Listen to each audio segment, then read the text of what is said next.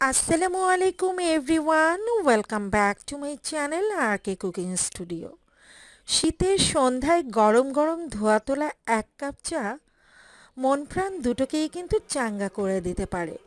অনেকেই হয়তো ভাবছেন চা তৈরি করা আবার শেখার কি আছে, তবে এক কাপ পারফেক্ট চা যে কাউকেই কিন্তু আপনার প্রশংসা করতে বাধ্য করে দিতে পারে।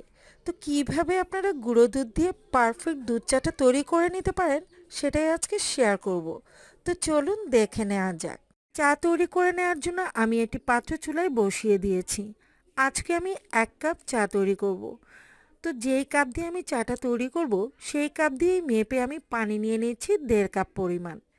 তো এক কাপ চায়ের জন্য আমি পানি দিয়ে দিচ্ছি 1.5 কাপ। সব সময় হাফ কাপ পানি বাড়িয়ে চাটা তৈরি করবেন। আপনারা যদি বেশি কাপ চা তৈরি করেন সেই ক্ষেত্রে হাফ কাপ পরিমাণ পানি বাড়িয়ে নিলেই হবে, কারণ জাল করে নেওয়ার সময় কিন্তু চায়ের পরিমাণ অনেকটাই কমে যাবে। তো সেই জন্য হাফ কাপ পানি সবসময় বাড়িয়ে নিতে হবে। গুঁড়ো দুধ দিয়ে দিচ্ছি 2 টেবিল চামচ পরিমাণ। আর দুধ যত ঘন হবে চাটা খেতে কিন্তু তত ভালো লাগবে। তবে আপনারা চাইলে কিন্তু গুঁড়ো দুধের পরিবর্তে এখানে লিকুইড দুধটা নিতে পারেন। সেই ক্ষেত্রে 1.5 কাপ পরিমাণ লিকুইড দুধ নিলেই হবে। চিনি দিয়ে দিচ্ছি 2 চা চামচ পরিমাণ। আমি আমার টেস্ট অনুযায়ী দিয়েছি, আপনারা আপনাদের টেস্ট অনুযায়ী বাড়িয়ে বা কমিয়ে নিতে পারেন। তবে বেশি কাপ চা তৈরি করতে গেলে চিনিটা কিন্তু সরাসরি দুধে ইউজ না করে চাটা ছেঁকে নেওয়ার পর কাপে ইউজ করতে পারেন, কারণ সবাই কিন্তু একরকম চিনি খায় না। তো আমি যেহেতু আমার জন্য তৈরি করছি সেজন্য চিনিটা আমি দুধে দিয়ে দিলাম। আর সরাসরি দুধে চিনিটা জাল করে চা তৈরি করলে খেতে বেশি ভালো লাগে। কাপে যখন চিনিটা ইউজ করা হয় তখন কিন্তু চিনি থেকে পানি ছাড়ে আর চাটা অনেকটাই পানসে হয়ে যায়। দুধে বলক চলে এসেছে, এই পর্যায়ে আমি দিয়ে দিচ্ছি চা পাতা।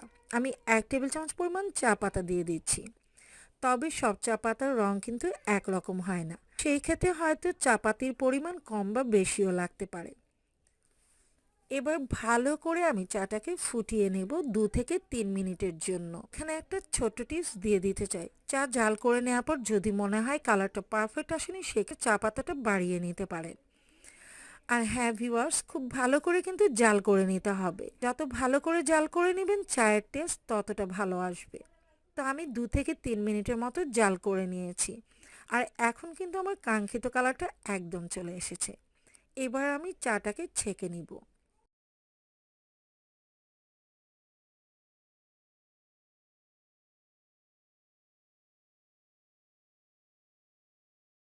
তো চাটা ছেঁকে নেওয়ার পর দেখতে পাচ্ছেন একদম পারফেক্ট 1 কাপ চাই হয়েছে। আমি কিন্তু 1.5 কাপ নিয়েছিলাম, তো জাল করার পর হাফ কাপ কমে গিয়েছে। তো আমার চাটা কিন্তু একদম রেডি। আশা করছি ভালো লেগেছে। ভালো লেগে থাকলে অবশ্যই একটা লাইক দিয়ে দিবেন। পরবর্তী রেসিপি দেখার আমন্ত্রণ জানিয়ে আজকের মতো এখানেই বিদায় নিয়ে নিচ্ছি। সবাই ভালো থাকবেন, সুস্থ থাকবেন।